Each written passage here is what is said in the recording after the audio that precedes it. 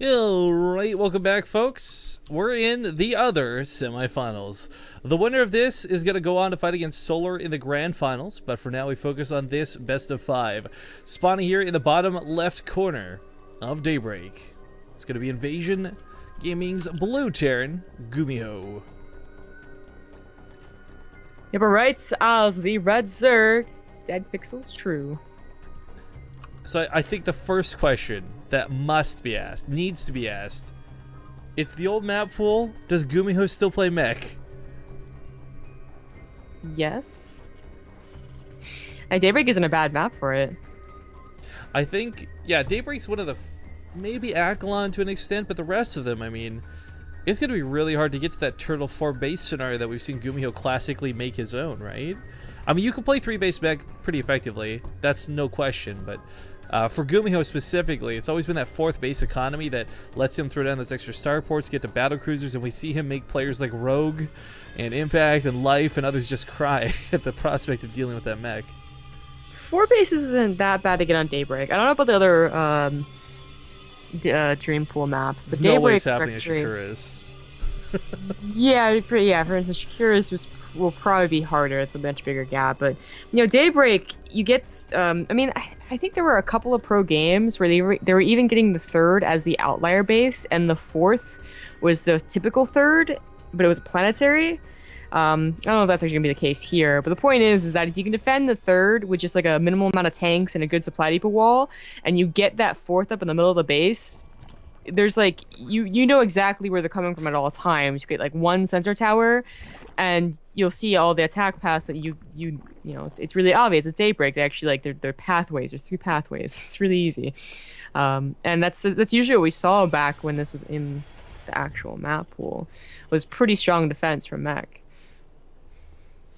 Yeah, I think the mech style it really hasn't, I guess, changed too much. One of the biggest changes that we did see with the addition of the Swarm Host, kind of the late game mech, but I mean, outside of, I guess, Hellbat Thor pushes and things like that, I mean, it's still classically the same when you're playing the defensive style.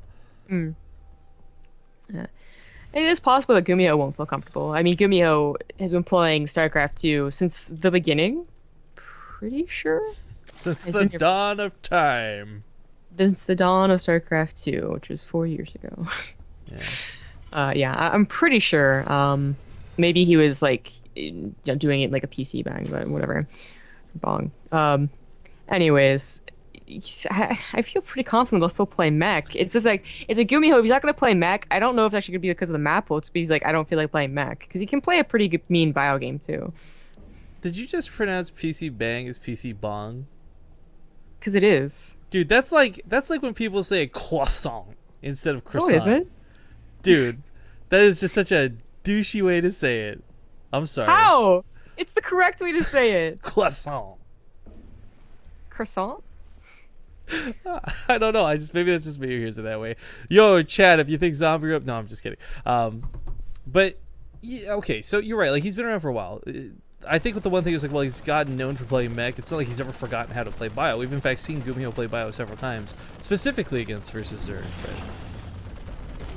I don't know. Just again, I'm hoping to see mech on these old maps. I think it'll be a lot of fun for the Terran side. Yeah. Yes. It looks like he's gonna do that medevac drop with Hellions and Marines. Yeah. Good call, because I normally don't get that heavy on the Marines if you're just gonna go for the tech lab. Yeah, well, usually showing this amount of Marines is not what you want to do, though. Like, you intentionally only put, like, 1 on either side of the bases where the overload should be, although they're not for true. And then you keep the rest hidden. Because if they see this many Marines, it's, like, it's pretty easy to say, like, wow, he's probably going to go for this drop and scout it. Well, Hellion's going to poke out for now. A couple of them a little bit early, but still it's getting across there to see what he can find. Get a queen count, an assessment of what's going to be his opposition, maybe pick off a creep tumor. And two-base Muta got so freaking popular. It doesn't matter who it's against, although in this case it might, because I think she was going to think Gumi was going to go for mech, but even still, like, Impact, you know, two-base lair every time against... I think it became more popular because of how incredibly infuriating it became to hold off Hellbat pushes, or even these pushes. We got the Hellions and the 8 Marines.